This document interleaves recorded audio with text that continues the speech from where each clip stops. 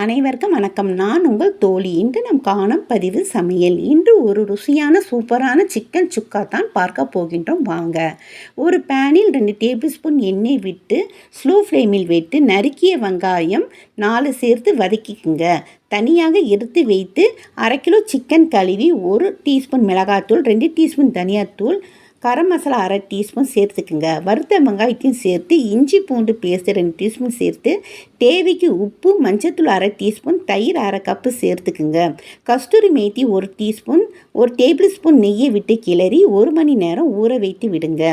பிறகு ஊறிய பிறகு வெங்காயம் வறுத்த எண்ணெயிலே இந்த சிக்கனை சேர்த்து மீடியம் ஃப்ளேமில் வைத்து கிளறி மூடி விடுங்க. சிக்கன் நன்றாக வெந்த பிறகு இறக்கிடுங்க.